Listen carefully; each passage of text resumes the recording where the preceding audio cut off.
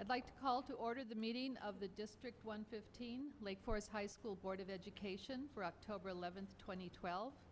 May I have a roll call, please? Here. Benson. Mr. Block. Here. Mr. Scribner. Here. Mr. Bergner. Here. Mr. Carey. Here. Mrs. Gold. Here. Thank you. Just one brief note from the President's report, and that is I'd like to congratulate everybody who put together that spectacular homecoming football game evening with our neighbors to the north. I've had so many compliments from community members about what a special evening it was. And I mean, it was for me being out there and meeting all of these people, but if you missed it and you can catch it on cable, please do, because it was a very special evening. And our students were spectacular. They were wonderful hosts. I can't say enough about it. So thanks to everybody that put that together. And Jay, please pass that on for me. Thank you. And that concludes the President's report. Do you have a report this evening, Dr. Griffith? I also don't really have a report, but seeing so many wonderful faces here in the audience, thank you for being here tonight. This is terrific seeing you all. I know it's a school night and you're quite busy, so this is great that you're here too. So thank you.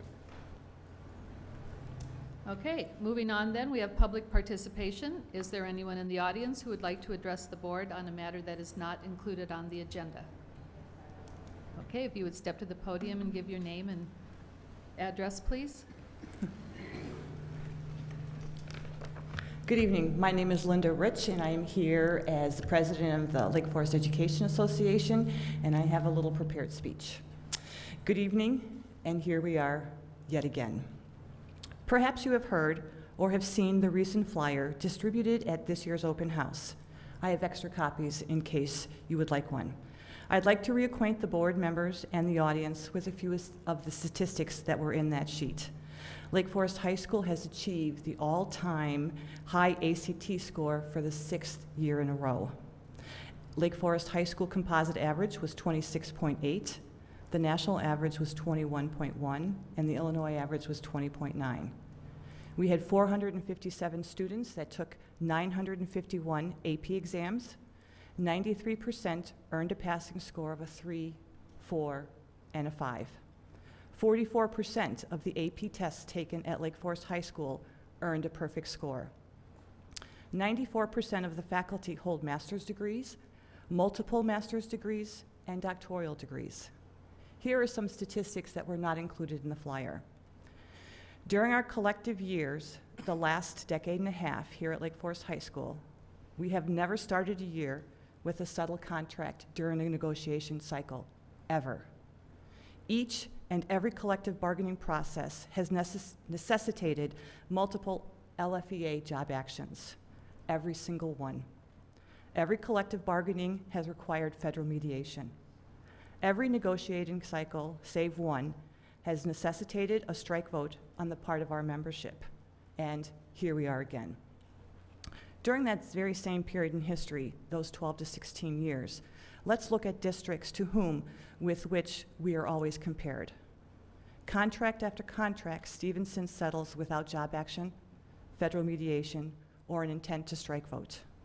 Contract after contract, Louisville settles without job action, federal mediation, or an intent to strike vote.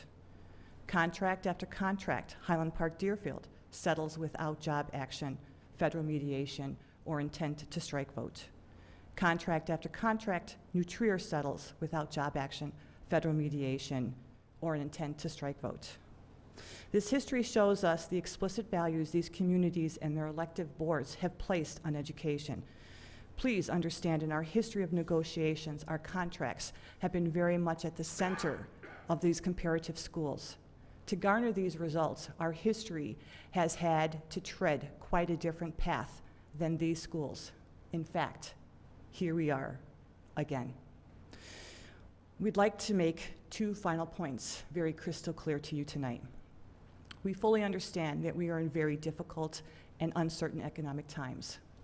We believe our faculty has earned the contract that does not take away benefits without the context of continuing outstanding performance, just like the schools with which we are compared and outperform. As in the case with our surrounding peer districts, we would like to get on with our vocation of teaching. Let's settle.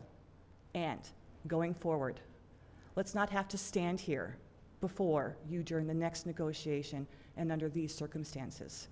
We are tired of repeating history.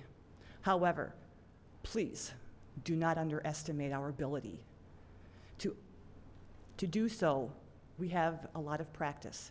Instead, we would like to greet the community on open house with extended, empty hands. And we would like to be invited to a board meeting to celebrate another record-breaking year. Thank you.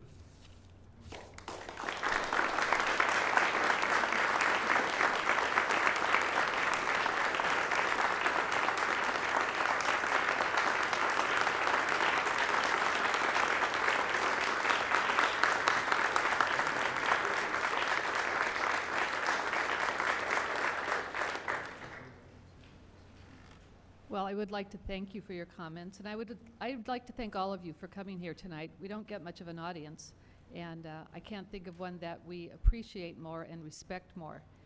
With regard to the first part of your comments, the statistics, I would say as a board and as community members, we could not be more proud of our teachers and our students and our families who are part of the success that we know at Lake Forest High School. So thank you for that.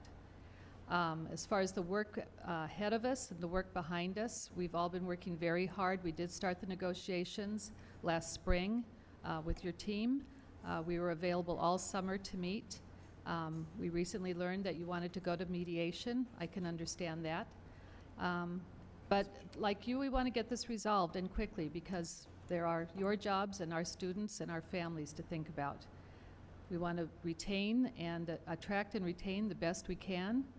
We want to keep our educational standards high, and we as board members also have to be mindful that we are stewards of the taxpayers' dollars. But so far I think we've had good working relationship with your team. There's been a lot of respect on both sides, and that's going to continue over the next few weeks. At this point I'll ask my co-team members, Jim Carey and John Scribner, if they want to add anything. Sharon, you said a lot of the things that I was going to say. I would like to point out a couple of things. One, that the Lake Forest High School teachers are the highest paid teachers in the state. Right? We recognize that, we recognize their accomplishment, and we're proud of that fact.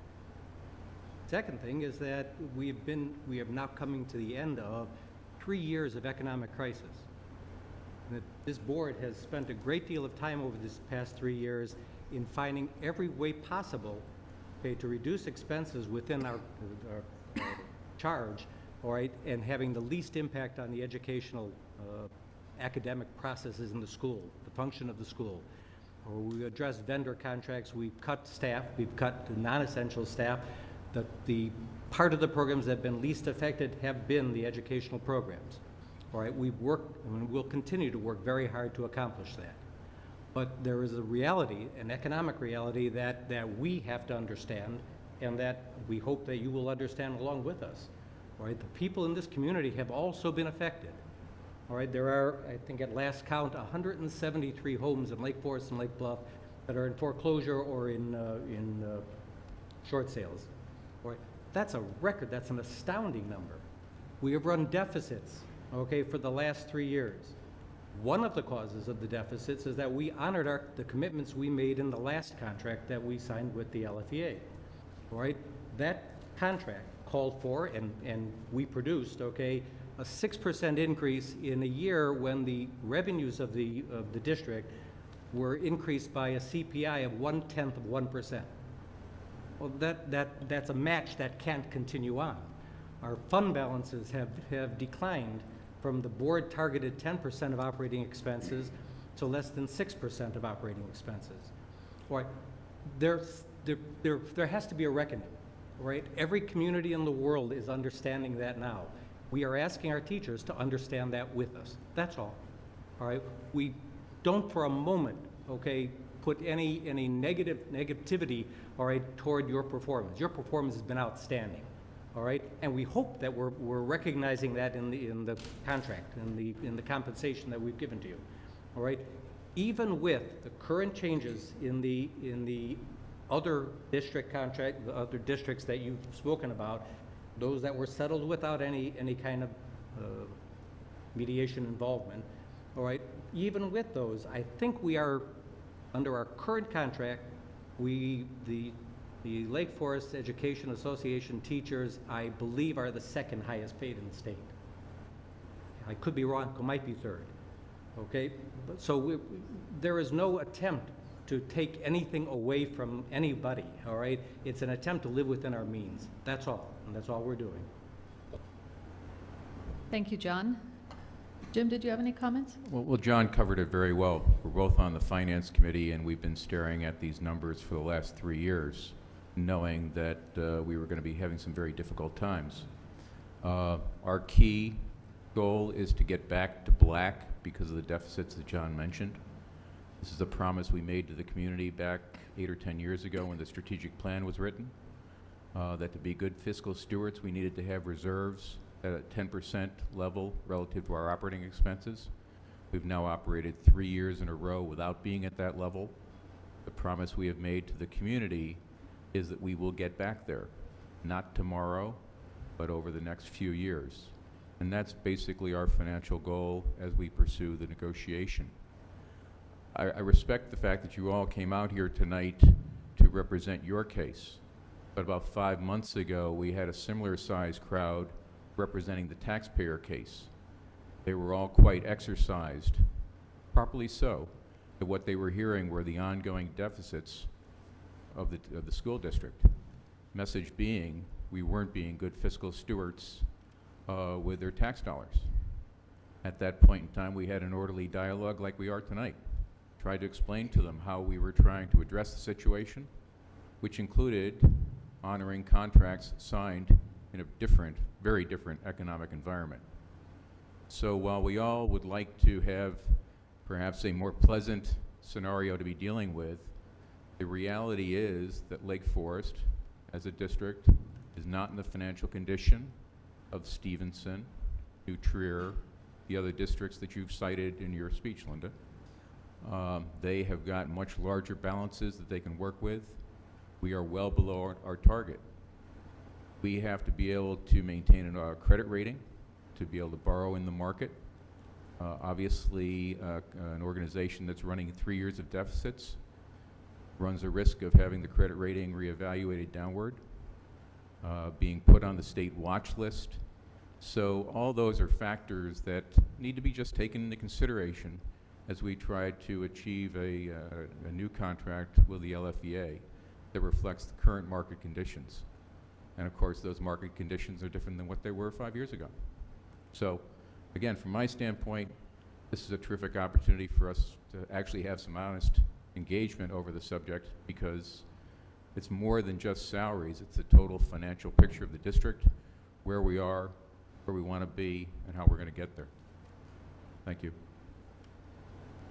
Is there anyone else at this time who would like to come to the podium and address the board? You're welcome to do it. Okay, seeing no one, I would again like to thank you. I know many of you. You taught my children. Again, I have the highest respect and regard for the product that you give back to us in the form of our children after you've taught them and molded them, and the working relationship that we've had and that we're going to continue to have. So thank you for coming this evening. You're more than welcome to stay, but if you have a few papers to grade, I'll understand if you have to leave. So thank you very much.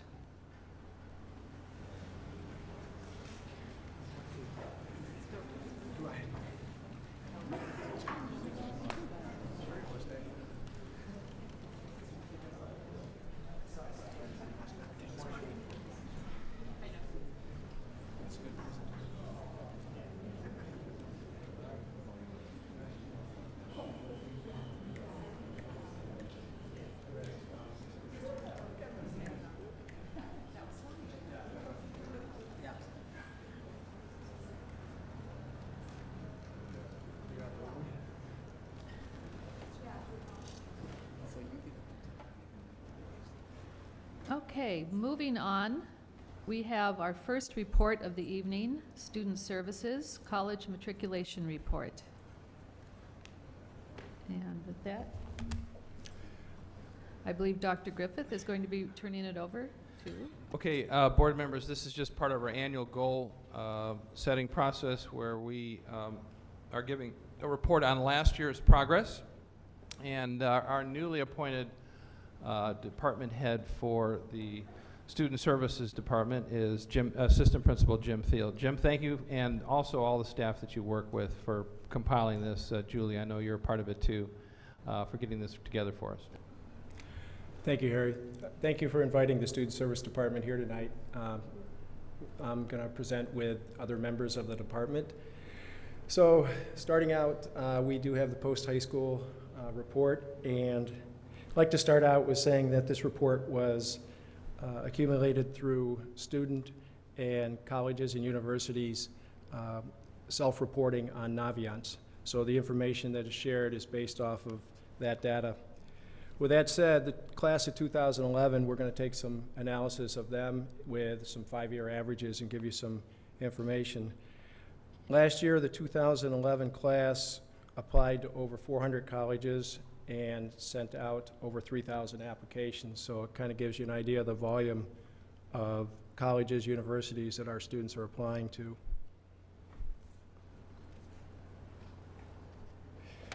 So first graph here, we just have our distribution of our graduates from last year, and we also wanted to be able to share what the 5-year averages have looked at, like the comparison. So it's pretty consistent. Last year's class, 60%. You look at the 5-year comparison, 61%, and so on with Northeastern, Southeastern, and Western. Pretty consistent. Majority of our students obviously staying in the Midwest, and the other averages are pretty consistent with the 5-year average.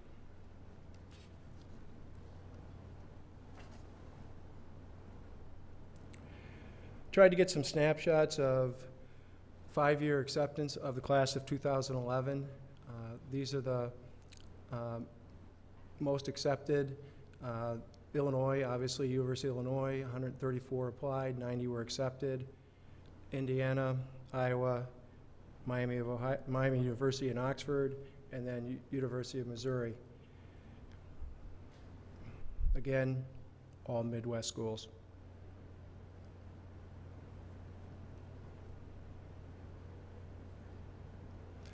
Take the top 5 accepted schools of the class of 2011 with our private: Marquette, University of Dayton, DePaul, Denver, and St. Louis University. The last two obviously not being, Denver not being Midwest, being in the Western. We have a lot of students, a lot of families that I think like Denver, vacation maybe and go to Denver, so I think it's been a popular school for our students to apply to over the years. So we have a lot of students apply, and as you can see, a pretty good number get in every year based on last year's class, and the 5-year average is also very high. St. Louis tends to be a target safety school. A lot of students last year, 21 applied and 21 were accepted, so pretty much a safety school for a lot of students, so that's why that's up there.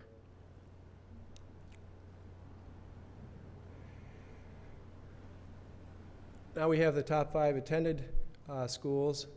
Again, Champaign-Urbana, University of Illinois, we have 36 students that went. Then Miami University at Oxford, Indiana, Michigan, Iowa. Obviously, we've got 4 Big Ten schools and Miami, Ohio. Those are all pretty consistent schools with the 5-year averages that they're always up there in the highest attended of our classes. And 2011, no different. We have College of Lake County because we did have 11 students go there last year, so I wanted to add to that, you know, and probably with economic times and just, I think College of Lake County being a school that we have more students starting out there, which isn't a bad thing.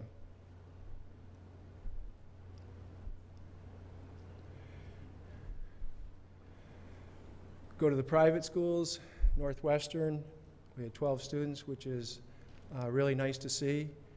Santa Clara, we had a junior parent seminar, several parents received this information from the counselors in their meeting, and they were kind of buzzing about Santa Clara being up there as the second with 9 students. But it's kind of a hot school, so to speak. A lot of students applying out to Santa Clara, and you'll see some statistics later that will show about the average on acceptance, and I can explain maybe why that number is what it is.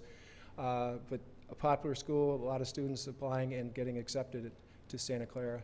DePaul in Chicago, and then University of Denver again, and Southern California.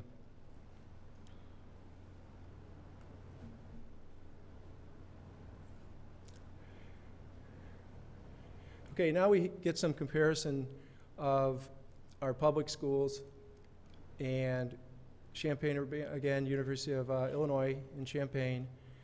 We're able to compare last year's class at 67% with the 5-year average, which is 62%, and the school's average. So you can read through all of them. We're doing very well in comparison to last year's class, our 5-year average, and then comparing to the school average, where we're pretty much higher in our last year's acceptance or 5-year or both than the school's average when you go down the list. Iowa, they have probably a very high in-state enrollment, so Lake Forest being a little lower there. Miami of Ohio, we're right there with the school's average. And then on through, and Michigan, again, very competitive school, most competitive, it's a little bit under there, and then Michigan State over the school's average.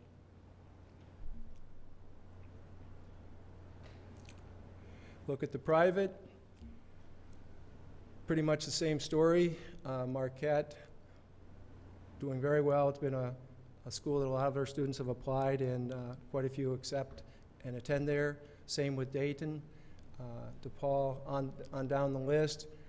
Again, if you take last year's class and the 5-year average, we are doing better in one or both than the school's average as you go through the list in almost all the schools.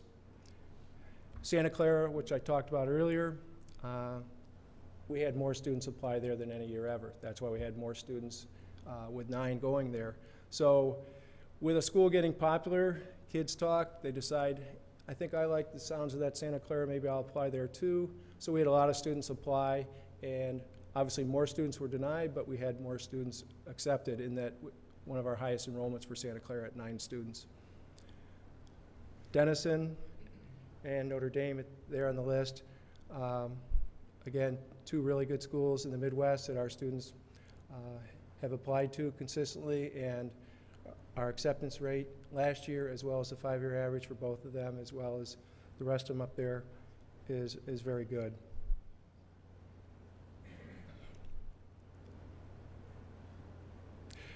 Put together a list of our Illinois schools, and really, you know, every state has a lot of schools to put up.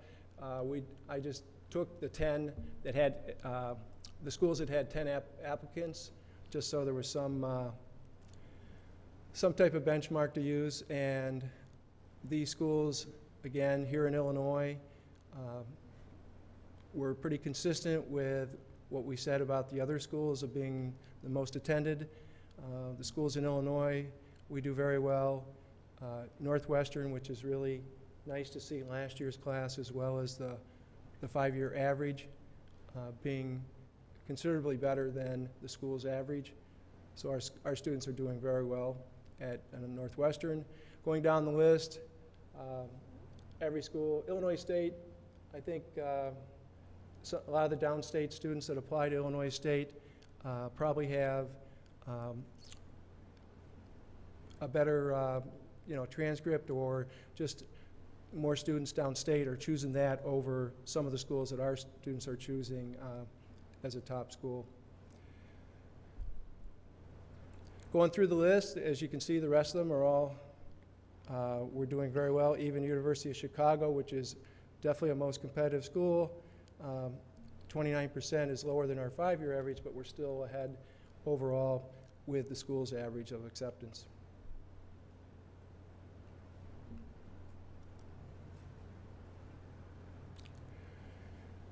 most competitive colleges, of the colleges that were on the most competitive list that we had students attend, meaning that we had, in this case, 4 students or more. Northwestern, as I said earlier, had 12 students. So these are the schools that were on the most competitive list that we have at least 4 or more students attending. If you look at these 6 schools, are, again, the consistent theme. Last year's class average of acceptance and 5-year is pretty consistent through all 6 schools with the school's acceptance rate average.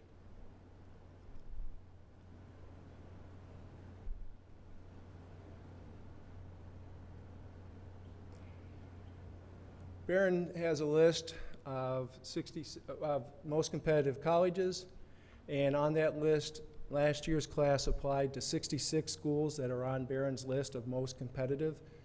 And a most competitive college, by definition, is schools that admit less than a third of their applicants, 30% usually. Some of them are even less, like 15%, and some are, like a Princeton, is 8%.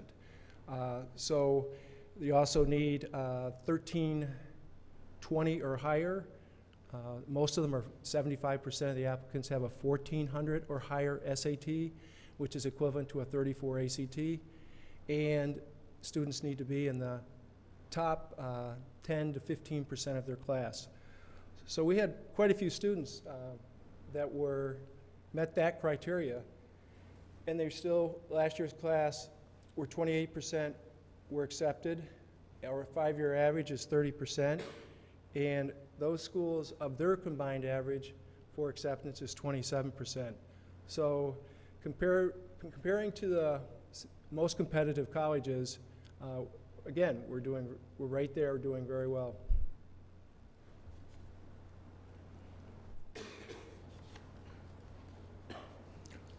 Just some feedback.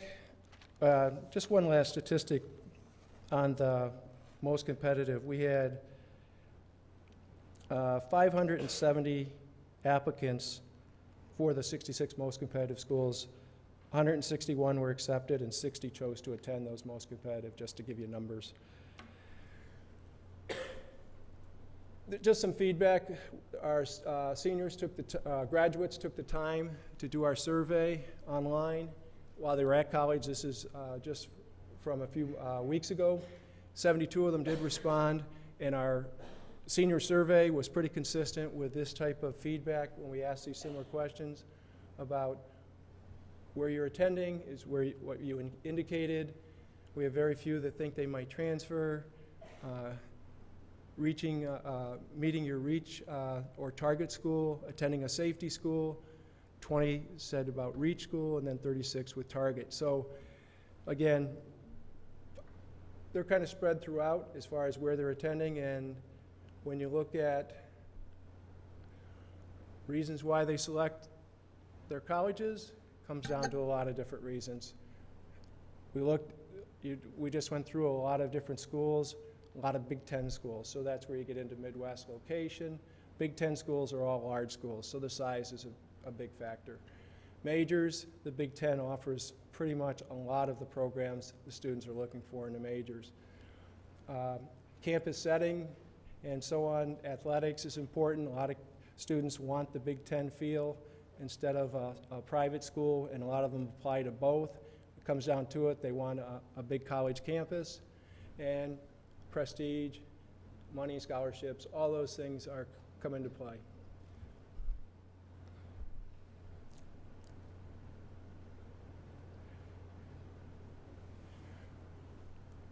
When the students were surveyed, class of 2011, compared to the last couple years, on helpful resources for the college process, we can see that the counselors and Naviance both, as well as the internet, but I want to point out that the counselors and Naviance spiked way up, and that's a parallel to the counselors and the Naviance program working together with the students. The counselors start early on with Naviance with the students, and then work through the years with them to the junior and senior year where they really get into the programs. And again, they're working together, and the counselors, because of Naviance, I think have even a better opportunity to work with the students and show them the strengths and abilities of Naviance, and it gets even a more closer working relationship with students and the counselors through the Naviance program. The counselors are going to talk in a few minutes, and I think they'll go into that further about how they are working with them through the Naviance program and how wonderful it really has been. They can do scattergrams and compare with other students. There's lots of programs every year. We've expanded our ability of tracking and doing a report like this, getting that information off of Naviance, and sharing it not only with you and the community, but also within the department, looking at our graduates 5 years ago, last year, and kind of analyzing it within our department. We've already gone through this whole report, and you have the detailed of each college. As I said, 432 different colleges were applied to. The counselors and I have gone through with Julie and kind of analyzed it. So we're taking the data and not just reporting it. We're trying to analyze it as well and see how we can help students through the college process. The other things that are low are because they're mainly parent programs. The handbook is very helpful, as well as the College Resource Center, though we're happy to see that our college visits are up, that they're valuing meeting with the reps when they come into the school. We have over 200 reps come in throughout the school year and talk to our students. And again, evening programs and college fairs are up, but the evening programs are mainly parent programs. And that's where Megan is going to take over. I'd just like to say that, in conclusion, that it's been a great experience for me the past couple of months working with the counselors and working on this college process with Julie and all the counselors. I see how hard they work and how they connect. I've been able to sit in on junior seminars, senior seminars with the students, the parent seminars, and I was there for both nights when the parents walked out after the seminars, and very well attended, and the compliments to the counselors was terrific. They felt they got a wealth of information and a good baseline to start out that junior year and to follow up and finish their applications for the senior year. So I really appreciate all the work they're doing, and I feel the department is really working well together and with me. And I'm going to leave it for questions or else turn it over to Megan, who's going to speak next. Okay. Thank you. Do you want that? That's it. It takes a few seconds. I only have one slide, so shouldn't take too long here.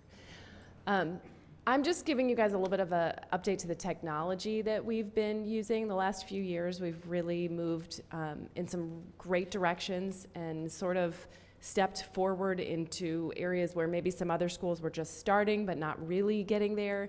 And it's been really great. We're in our second year of sending transcripts electronically through Naviance. And Jim talked about 3,000 applications going, and most of those are going in a paperless way now, which is saving the school significantly in terms of postage and time and all of that, and it's been a really great transition. So the first year we had a few bumps along the road, but I think we're figuring it out now, and second year has gone very well. We also, in that process, realized we could send the teacher recommendations online as well, and so instead of, we weren't sure how that was going to work, but we just started training the teachers and making it available for whoever wanted to use it. And then others could still use envelopes, stamped envelopes if they wanted to, and go with the paper so that they could do whatever they're comfortable with. And we now have 90 teachers already who are on board with this and using the program. And we've done several lunch and learns, which have been a really great opportunity for the teachers to come and learn how to use it. And then it's just been traveling word of mouth, and people have been coming down and saying, hey, can you set us up with an account? How do I do this? And with the support staff and the counselors all on board, it's been a great opportunity to work together to benefit the students. And that way, again, everything's going paperless. And the colleges are trying to receive it paperless as well. So oftentimes there is possibly, for many schools, not a sheet of paper ever printed through the process. So that's been a pretty exciting thing environmentally as well. So we're excited about that. And then one thing that I forgot to put on the bullet point is we've also been using Naviance to do our registration process with the students, which has been a great thing because when we pull up the classes, instead of using a sheet of paper with every course listed in the high school, we can pull it up by classes that freshmen can take, that 8th graders can take. We can put in the recommendations from the teachers as to which level is appropriate for the students.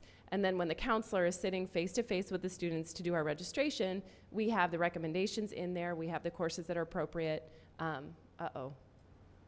Cornelius, I don't know what I just did. But we have everything that we need to register the kids in a way that just is less time consuming, and we can spend a little bit more time focusing with the kids on their classes and what's appropriate for them as they make their academic decisions. So that's been a great thing too. We did that also with the 8th graders. And then parents were able to see the courses from home as well, which was another nice factor. Sometimes they've had to wait until we mailed them home. If they lose the piece of paper, they don't remember what they've registered for, and this was a very nice just increase in the communication. They were able to access that at any time. So that's what's new with technology with us. So I think I'm turning it over to Mr. Naughton here. Hi, I'm Brad Naughton. I'm also a counselor, and Jim asked me to speak today a little bit about travel. And there was a renewed push for the counselors, especially after some of our restructuring, to get back out and see schools.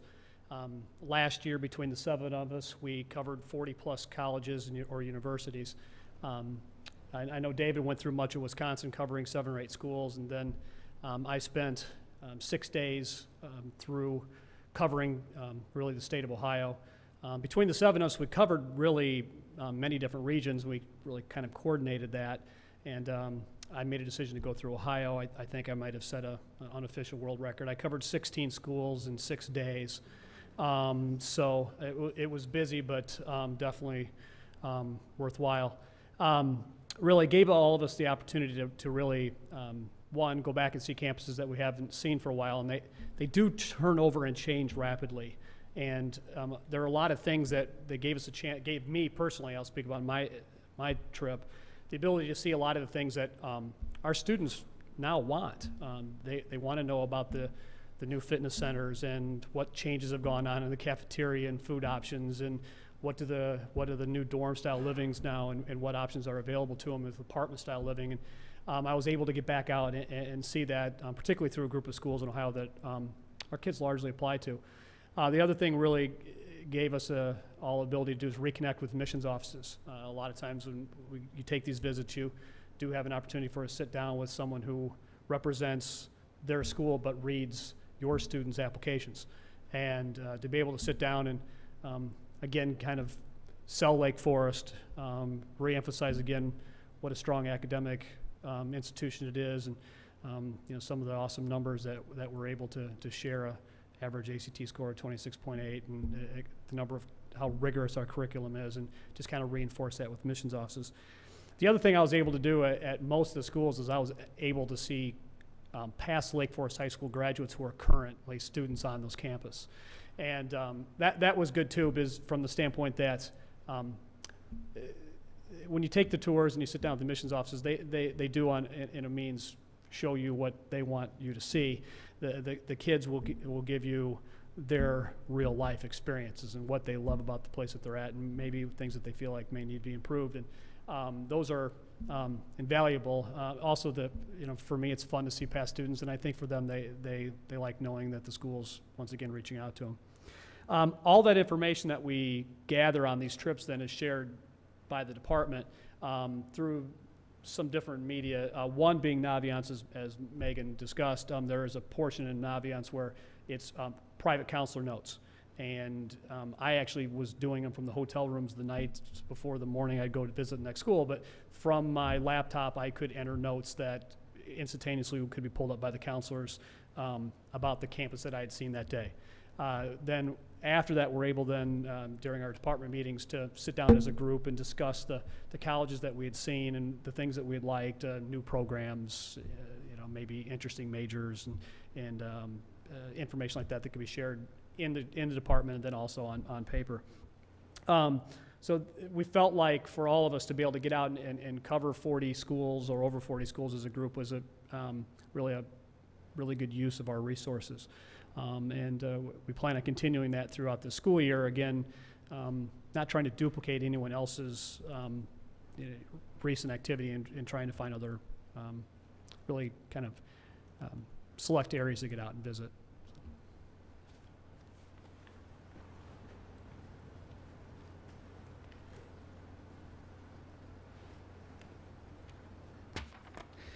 Good evening. I'm David Brandis, and I too am one of the counselors. This is my 10th year in the district. One of the things that drew me to this district was the college counseling process, and so the shift in the model that we've done has been exciting. One of the areas that we are trying to improve on is the communication, and so Jim asked me to specifically speak about that tonight. So I just wanted to highlight how we are trying to improve the communication with 3 key groups, and that's our students, that's the parents, and that is the colleges that Brad and Megan touched on a little bit as well, so I'll just quickly highlight those. First of all, the process started not in 9th grade with the incoming freshmen, it started with the 8th graders. For the first time this year, we went over to the junior highs. Each counselor met with their incoming students and their parents to register for their freshman courses, so it was really the first time for them to be a face and a name, for us to be a face and a name to these families. So it was a terrific start, and I think very, very successful, and the whole department would look at it that way. The second thing we did, which might seem not as critical, but I think really paid benefits, was the schedule change process. Now you have to appreciate the fact that over the summer we get between 400 and 500 requests to change schedules. And so we have to have a process set up to handle that. This year what we did, in the past we've used a committee, this year what we did is we had every single counselor address every single student schedule request themselves and communicate directly with those parents or students about that. So again, improving the communication. We had, for the first time, a freshman meet and greet with the parents before open house. Open house began at 7. At 6 o'clock, each of us met in our own rooms with our parents. Very well attended. Again, a chance for us to follow up from the 8th grade meeting that we had. We have, starting last year, we have started to mirror the student seminars with parent seminars. So when we meet with our juniors, the following week we meet with the junior parents and we go over the same information with them. So the Naviance information we covered with the juniors this past couple of weeks, we did the same exact presentation for the parents so they know what we are communicating to their kids. Again, trying to improve on that communication piece. As Brad pointed out, we've had greater responsibility for meeting with several hundred college reps. By changing the college counseling model, that means we meet more reps here in the building, but we also are traveling more to spread that out and again, improve the communication. We have updated the college and career planning guide. We handed it out to the junior parents. Next year we will hand it out to the sophomore parents. It is a very, very good document, but it's print, and so it doesn't get as much use, particularly by the students as we would like, but certainly by the parents. And finally, we are in the process of updating the Student Services website to be more user-friendly and more effective at ultimately achieving a number of different department goals. Thank you.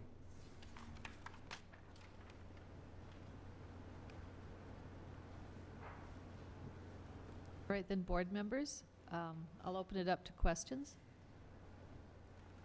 Not a question Nikki? so much as a comment. I'm really glad that you addressed the communication issues. I think a big concern on the part of a lot of people with the new counseling structure was how are you going to keep everybody in the loop and have relationships with all of these different schools. But I think you've got the power of 7 now. It sounds like, you know, you can have 7 different people covering these schools and then sharing information that in the way that Brad just described. I was thinking, well, if you covered 16 schools in 6 days, how could you keep them straight? But I understand you go back to your hotel, you enter your notes, then you've got everything in writing and you can share that with your fellow counselors. So I think that's a really critical piece. You've greatly increased the pool of information about specific schools that's then available to the students. And then also the communication with the parents sounds like that has, that's always been sort of a weak point, and I understand that you know, there's only so much you can do in terms of communication. Different people respond to different kinds of communications, but I think it is really important to make sure that parents understand that they are still a really important part of all the decision making that has to go on. It's, you know, the children can't make these big decisions in a vacuum. I think, David, you commented that the college planning guide is a print document, but is that also available on the website? Okay, I think, you know, for a lot of people, they will want a piece of paper in their hands or, you know, the booklet, but some people may prefer to view it online. But these all sound like really positive changes that are, in fact, addressing a lot of the things that we've, you know, all been concerned about. So thank you for your report. Just like to comment on two other. The mic, Jim, thanks. Mike. Two other notes. Two things that we started this school year was also we have instant emails that are going directly to specific groups, parent groups. When we have a meeting for the juniors, the junior parents will get that. We've had some coffee recaps. They get that on an instant email. So we're reaching out from the these emails are from the counselors, not from the principal or Lake Forest High School. They're from the counselors, the Student Service Department. And also, when we do have our parent seminars, we've had the recaps during the day. We've had 2 counselors be involved in each one, and we're trying to. One of the things we received in the focus group and some of the feedback in the parent survey is they want to see all the counselors or different counselors present at those meetings. So all 7 counselors are taking turns. There's 2 of them, and it's really worked well. The 2 of them working together at those recaps and the seminars and working together, giving the information from 2 counselors' perspective, giving the same information. And parents really like the fact that they're seeing all 7 counselors rotating and being at those meetings. Thank you, Jim. Board members, other questions or comments? Jim, before you leave, when we were first contemplating making this change, there were a number of comments from the community, and I think someone from maybe University of Chicago indicated that when we made this realignment, we would lose some of the continuity with the topmost universities, the Ivy Leagues, et cetera. A year later, with the results you've got, did you see or have you heard from those schools that they felt that they had lost their point of contact with Lake Forest High School, or that there'd been some deterioration in the relationship? Probably the counselors collectively could answer that, but I would. Jim, you're going to have to get in the microphone a little closer. Okay. You guys can speak on this as well, but I would say no, based on, you know, looking at, you know, our acceptance rate at the Ivy schools and the most competitive colleges, and the acceptance rates and the communication. Again, our staff is very experienced. They've been doing this for a long time. David's been here 10 years, but David's been a counselor, college counselor for 25 years. The rest of them, same thing. We have some of them that are up in the 30-year experience as a counselor working with colleges, and they've all been working extensively over the years with college acceptance, scholarships. You know, there's more to it than just trying to get them into the colleges. There's scholarships involved, so they have a lot of close contacts. I've been real impressed working with them, seeing the amount of time and effort they spend contacting, and the colleges contacting them and staying in touch. So I don't think so, to answer your question. How about Brad or Megan or David?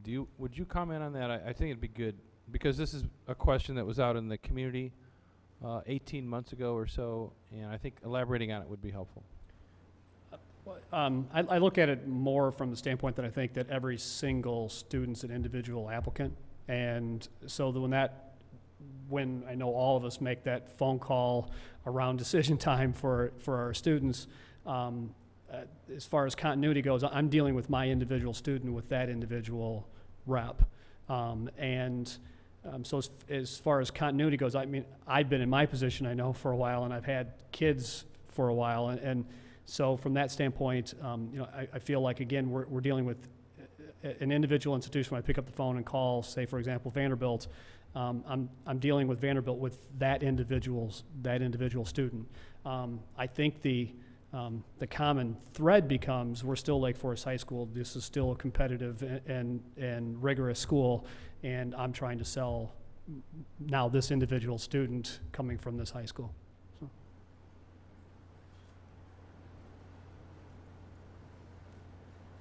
I was just going to give a quick example. I think that the colleges generally just contact the person whose name is on the student's form when they need advice about one of the students. And just today I had a college contact me for one of my students who was only able to make it through Spanish 2, and the question was, she took this class as a freshman, where is the credit for Spanish 1? you know, do they take it in 8th grade? How does that work? And I was able to respond back to her, yes, she did take it in 8th grade. That's how our community handles this, and help this student be able to get the credit that she needed to meet their 2-year foreign language requirement. So I think generally it has been the case that they just call us and ask us specifically, as Brad said, about each of the kids. And then if we have a question about our overall applications, as we did with Madison, I think last year, I don't know how many of us called, but a few of us did call and say we were a little bit concerned about some of the decisions that they had made being a little bit different from decisions we had seen in the past, and we called and asked them, and they were very clear with us. You know, here are the Lake Forest High School kids, and I can't look at your student who's 10 down from, you know, these other 10 kids who are ahead of them with the criteria that we are looking for. So again, and that may have just been, and it was, as they said, they increased their standards last year. And so we weren't expecting it the same way that it came out, but it was an opportunity for us to speak with them directly and ask our questions, and the communication lines have been very open. So I don't think we've seen a difference in terms of that. Anyone else? Yeah, I'd like to share a little information. I think that addresses your question, Jim, and I certainly welcome comments from the counselors, Jim, Theo, you as well. There's always a lot of discussion about how our kids do at most elite colleges, and my fellow board members, I'm sure, will remember a parent who spoke last spring, I believe it was, about trying to compare our admissions rate to East Coast Ivy League schools in particular relative to other schools, primarily East Coast high schools, and one that she happened to graduate from. And so I was privileged to sit in on the Education Committee meeting last week, and Jim made the same presentation, and so I had sort of the advantage of that, and I wanted to narrow down your list of 66 most competitive schools, so I just took a shortcut and went to U.S. News and World Report and said, okay, I'm just going to look at the top 15 schools, just cut it off at 15 national universities. And I compiled the data for 2011 based on what you gave, and then I had last year's report for the previous 5 years, which actually broke things down by year for those previous 5 years. So I put together those statistics, having no idea how they would come out, and just to share with you the summary results. In 2011, our students submitted 213 applications to those top 15 schools, which includes all the Ivies and Caltech, MIT, WashU, Stanford, Northwestern, et cetera, Duke. 213 applications. We get 42 acceptances, which is 20%, essentially 19.7%. If you weight the school's published acceptance rate, you come up with 16.5%. So we actually did slightly better than the average. If you look at the individual data, what you'll find is we do very well at schools that are close to us, elite schools that are close to us, which is no surprise, because not only are they close geographically, but a lot of our kids go there. They tend to know us, I suspect, better than, you know, schools far away. So if you look at our acceptance rates at Northwestern, we got 50% acceptance rate last year. Pretty incredible when they report an overall acceptance rate of about half of that. Same thing with University of Chicago, very high acceptance rate relative to their overall average. Same thing for Washington University and St. Louis. So I said, well, let's see what happens if you take those schools out. And let's just look at the other 12 most elite schools on a national basis. And if you just look at those 12, we had 137 applications. We have 12 acceptances for about 9%. And if you weight their published overall acceptance rates, you get 12%. And if you go back and look at the individual 5-year data, what you'll find is that's not an abnormal swing. For whatever reason, things, you know, move around an axis. So, you know, I think pretty competitive. If you look at just top 15, we're actually slightly better than their published acceptance rates. If you take out the schools we're closest to of those very most elite, we're essentially right there, slightly below. I said, well, fine, that's 2011. What happens if you go back and look at the previous 5 years? So I did the same thing, and I won't give you the number of applications and what have you, but for those schools, all 15 of those schools, we enjoyed a 22% acceptance rate, and their overall weighted average was 21%. If you take out those 3 Midwestern most elite schools, we had an overall acceptance rate of 15.3, and their published rate was 15.5, excluding those schools. So that includes all the Ivies, Stanford, Caltech, MIT, et cetera. So I think those are tremendous numbers.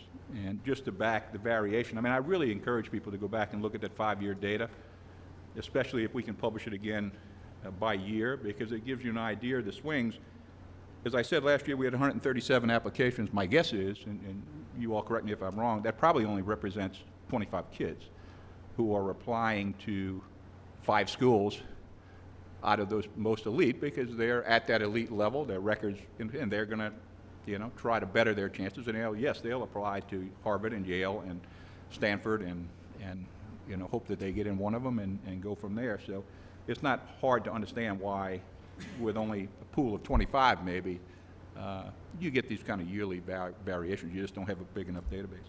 Anyhow, it convinced me that our track record is excellent, not just for 66 most competitive schools, but for the very elite national universities in the country, at least by U.S. News and World Report standards. So I just wanted to share that. Thanks. I think all of us look forward to the release of the matriculation report for a variety of reasons. We want to see how many students applied to our own children's schools, or how many applied to our alma maters, or whatever. It's a really interesting document. Putting it in context is another story, and it's something that I think we could spend a lot more time talking about than we have tonight, at least as far as I'm concerned. But I think Dick's analysis that he did for his own edification is really interesting, and that does certainly address the question of how are we doing in terms of those high-achieving students who are applying to the top schools.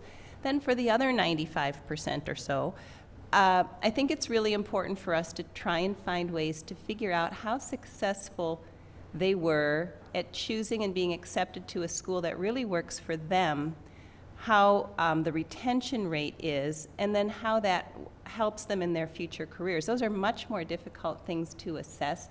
I think as parents and as a school board and you as educators, we tend to think of college acceptance as the pinnacle, and it's not. These are still very young people at the very beginning of their intellectual careers, and it would be really great if we could find some way of measuring further down the road how well did we really prepare those students to know what really was going to work for them, to find that place, to be successful in that place, and to move on to and have successful and productive lives, which is what we all want for all of our students. So these numbers are valuable. We have to have a context for them. We're always in the process of further developing that context, and we do need to look at the whole range of students in our school.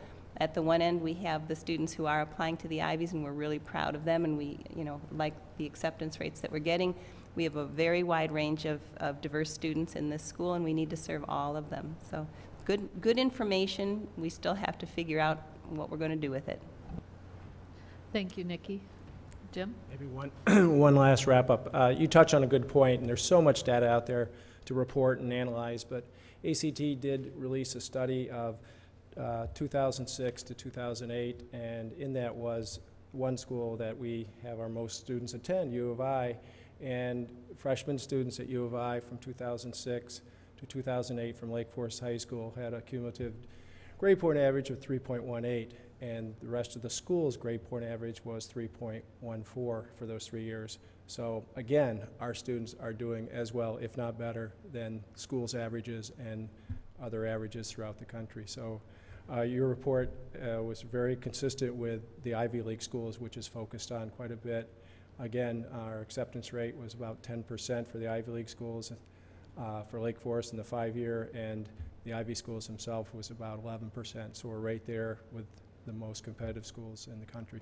Yeah, I hesitate to call what I did a report, but it was just a way for me to look at, we always get these questions as board members about that elite level, and Nikki, you're absolutely right. It's not the most appropriate way to look at things necessarily, but I just wanted to see where we came out, and the numbers just came out. I think that's why we wanted to share some of the information tonight, like Brad talking about being able to go to the schools and talk to the students. That's why we do the surveys.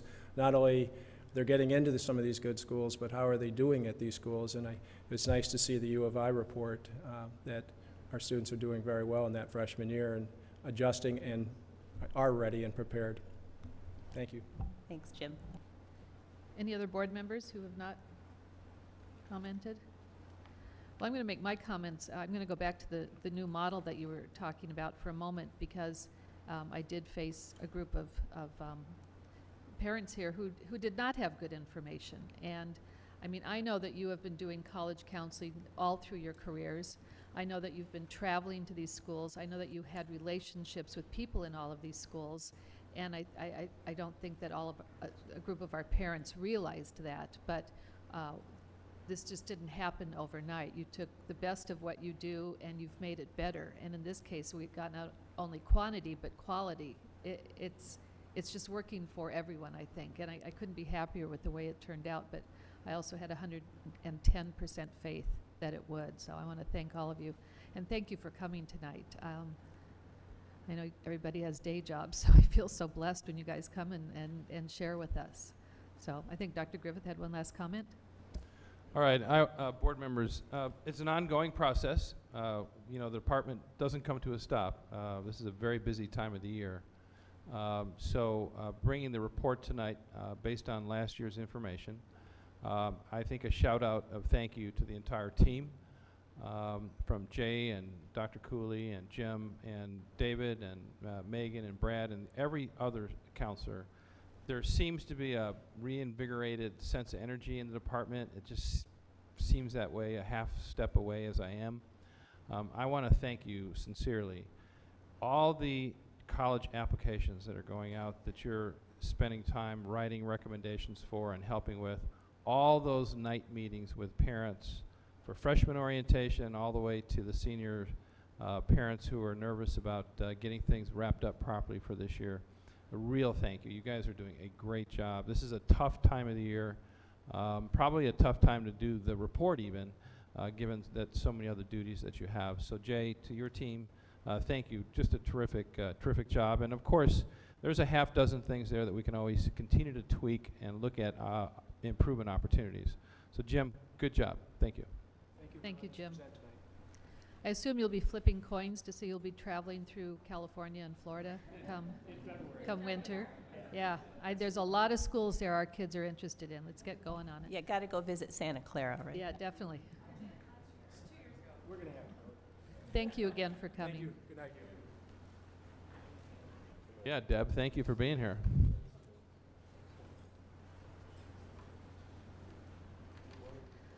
Okay, moving on. There are no liaison reports, and so we have our board committee reports, beginning with the Board Education Committee. Nikki? The Education Committee met on Monday, October 3rd. That was last week. We had a guest report from Diane Clark, the instructional director of the English department. It was a very interesting report because she talked to us about how they grade writing here at the high school and how they've redeveloped their rubric for grading writing. The previous rubric had been in place for almost 20 years, and it's very complex. There were 6 equally weighted criteria and a complicated grading scale. There had been some concerns on the part of the teachers that maybe they should be weighting things like abstract thinking differently from things like punctuation or grammar. So they decided to work on a new rubric. They applied for a grant from the Lake Forest High School Foundation to give them the opportunity to do a workshop, which they did, and they used the AP scoring model as a starting point and developed a 5-point scale that they feel gives a more holistic picture of the students' writing and is easier for them to apply consistently. And they're using that system this year, and it's been working out well so far, and they'll adjust it as they need to. So it was great to hear about that process from Mrs. Clark. She also mentioned that the English teachers will be offering afternoon sessions on college essay writing, which is certainly something that will be of value to the students. We had a report on student services from Jim Thiel, so I won't go into that because he's just covered it in much more detail here. We talked a little bit about goals and objectives. To keep it very brief, the 2010-2011 goals related to the Education Committee have been completed, although obviously providing a top-notch education is an ongoing goal. And then the process of developing objectives via the principal's leadership team was described in relation to the 2011 and 2012 goals. Each department develops its own departmental goals to help define how it will meet the district's objectives. We had been asking questions about how our own goal setting here on the board relates to the goal setting that the individual departments are doing. We talked briefly about the school's website and the dashboard, and we felt that at the board level over the course of the year, we'll be discussing the metrics that we use to measure the success of our students and how to present those on the dashboard. So this is not going to be a quick thing. It's going to have to be something that we're looking at as a board, kind of looking at the whole picture over the course of the year and finding ways to present, excuse me, I have the cold, present the information that our community wants to see and present it in a way that makes it easy to find what they need. I'm going to cut it short there.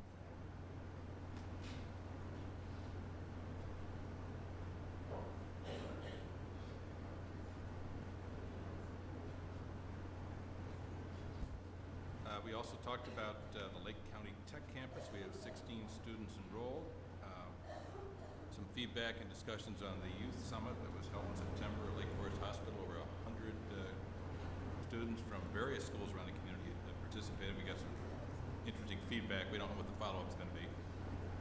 And last, talked about the North Shore Special Education District. The district is on its schedule to take a look at how it charges its members, and we should hear a report from them sometime in February, I believe that is. Thank you, Monty. When your voice gives out, it's clearly time to stop talking. And our next Education Committee meeting is scheduled for Wednesday, November 2nd at 1:30 p.m. at East. Thank you, Nikki and Monty. And Nikki, you can go on medical leave now if you think that would be best. I'm so thoroughly medicated, I didn't think that would happen. Thank you both. Our next committee report is Dick Block and the Board Operations Committee. Thank you, Mrs. Golan. The Operations Committee met this morning, actually. Our first order of business was to welcome 2 new community members to the committee. Sue Rowan and Fred Fellows have joined our committee as Ralph Huxa retires after 4 years of dedicated service. We thank Ralph very much, and in fact, Dr. Griffith had our wood shop prepare a very attractive little wood plaque, and I appreciate that. I know Ralph certainly did. So, having welcomed those 2 committee members, we immediately began our work and discussed very briefly what I've reported on the last couple of board meetings, a revised charter for the Operations Committee that's still in the work. I was hopeful that it could be brought to a head here tonight, but Ms. Golan and Dr. Griffith, I think, feel rightfully that all the committees ought to be addressing their charters, and the board as a whole ought to be addressing all of those charters simultaneously to make sure that we're all in alignment and not overlapping and what have you. So I look forward, and the committee looks forward to that happening. We talked about at our meetings over the year having reports from the various departments that the Operations Committee serves as an umbrella for, to include safety and security, food service, information technology, from whom we received the report this morning. I'll talk briefly about later, et cetera. Alan and Harry then gave us a brief update on a number of issues that have been outstanding, security here at West Campus and our security contractor, How Security in particular here.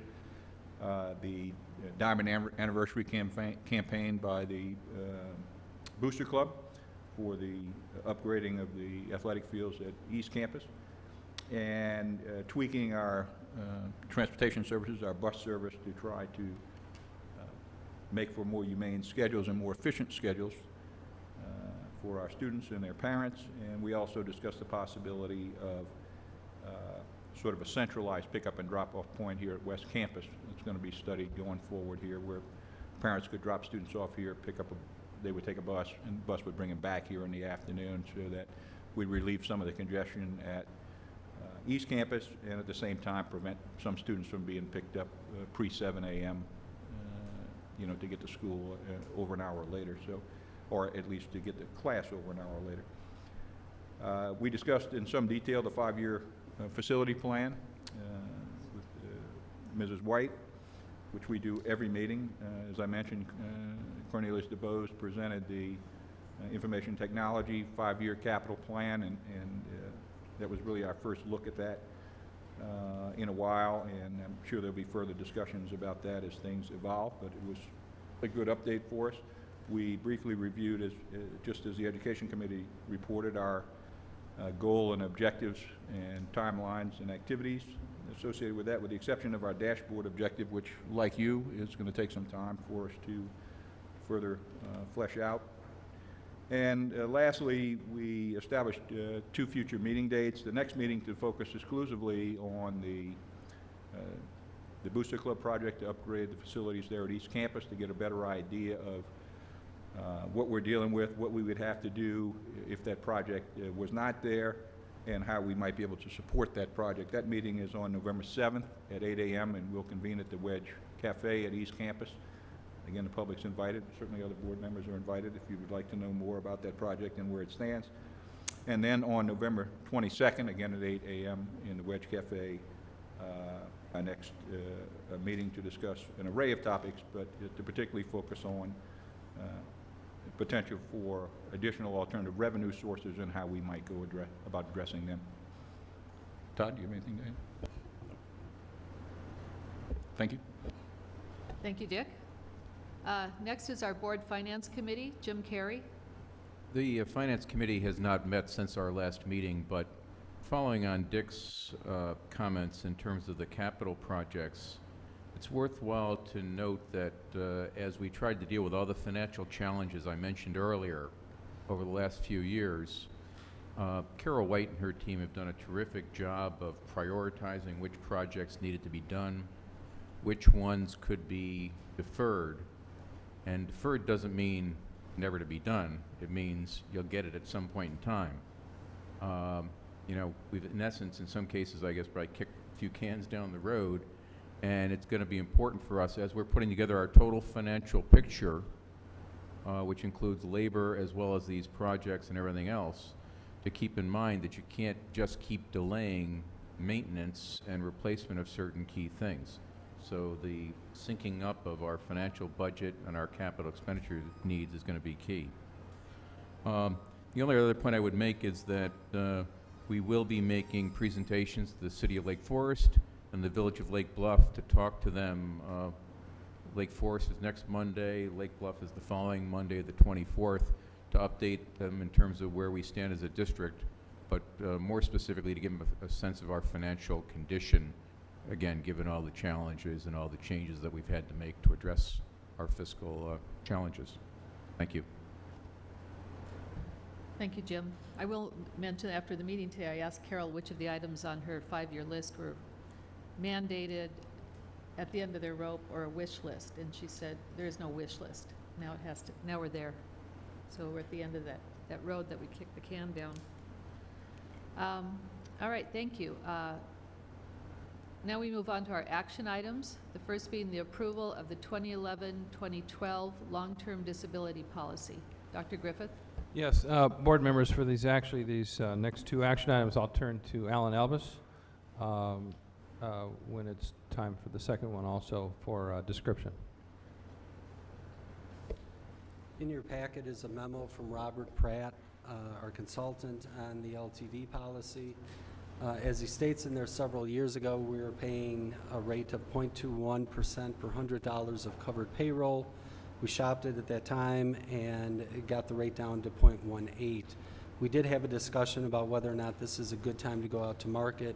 His recommendation, because it's a 2-year rate guarantee, was to lock it in at this point, because his read of the market at this time is that you're either seeing flat renewals or increases, but not decreases. And I've worked with Bob a long time. I trust his judgment on that. Okay, is there a motion to approve the 2011-2012 long-term disability policy? So moved. Is there a second? Second. Board members, any questions or comments? Alan, could you clarify that that means that we will have gone 5 years at fixed rate? Correct. And overall, this is probably a $35,000, $40,000 expense. Any other questions or comments? All right, it's been moved and seconded. May I have a roll call vote, please? Mr. Block? Aye. Mrs. Snoblin? Aye. Mr. Edson? Aye. Mr. Carey? Aye. Mr. Bergner? Aye. Mr. Scribner? Aye. Mrs. Golan? Aye. Motion carries. Now we have the approval of the Allied Administrative Services Agreement. For many years, the district has operated a self-funded dental plan, and which one of the components of doing that is to hire a company to be your third-party administrator, or TPA. For many years, the district has used Allied Services, and in your packet is a memo from Art Chandler, who is our agent in regard to this coverage. And the total renewal on this is $9,552 a year. Like the LTD policy, there's no increase in the administrative fees. This was reviewed with the Finance Committee, which I forgot to mention on the last one, and we recommend approval. Okay, may I have a motion to approve the Allied Administrative Services Agreement? So moved. Is there a Second. second? Second. Okay, any questions or comments from board members? Hearing none, may I have a roll call vote, please? Mr. Carey? Aye. Mr. Bergner? Aye. Mr. Block? Aye. Mr. Edson? Aye. Mrs. Snoblin? Aye. Mr. Scribner? Aye. Mrs. Golan? Aye. Motion carries. Now the approval of the Human Resources Report. Dr. Griffith? Board members, we have very little action, as you can see, for tonight. Hiring of one long-term sub for a maternity leave in social work. You know, with the absence of Mike Cyrus, I was thinking, actually, Jen Knight is here to do a quick summary. This is good practice, Jen. Thank you. Well, good evening. Board members, we have a very short report. I forget the rest of it. If I could do it verbatim, it'd be very funny, though. We do have a much shorter report, thank goodness, because that means it's been a little bit quieter on our hiring. The school year certainly has not been quieter, and I must say that although a number of our fall hires were non-certified staff, they have done an outstanding job stepping up. We have fewer non-certified staff, as you well know, this year, and they have done a great job supporting not only the operations of the building, but also the educational programs of the building. So we've been very happy about that. One other update is that I mentioned at our last meeting that Jim Polzin is really spreading his role within the building. He is coming to meet with our PLT group, which is all the department chairs, on October 25th to do a half-day workshop specifically on observation. So on classroom observations. We are excited to have him.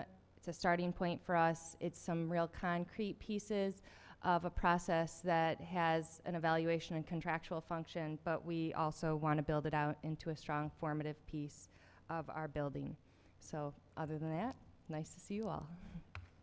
Thank you for coming, Jennifer. Thank you, Jennifer. I will not miss you next month. That was, yeah, the board president was reminding me of that. Great job, really good job. Okay, is there a motion to approve the Human Resources Report? So moved. Is there a second? Second. Board members, any questions or comments about the report? Hearing none, may I have a roll call vote, please? Mr. Bergner? Aye. Mr. Edson? Aye. Mr. Scribner? Aye. Mrs. Snoblin? Aye. Mr. Block? Aye. Mr. Carey? Aye. Mrs. Golan? Aye. Motion carries. Next is the consent agenda. Is there any item that a board member would like to have removed from the consent agenda? All right, seeing none, the consent agenda consists of 1, the approval of financial report and schedule of checks written, 2, approval of minutes from a joint board workshop September 6, 2011, minutes of a regular meeting September 12, 2011, minutes of an executive session September 12, 2011, minutes of a special meeting September 13, 2011, minutes of a budget hearing September 13, 2011, 3, the approval of recognition of schools application, for the destruction of audio recordings from September 21st, 2009. May I have a motion, please?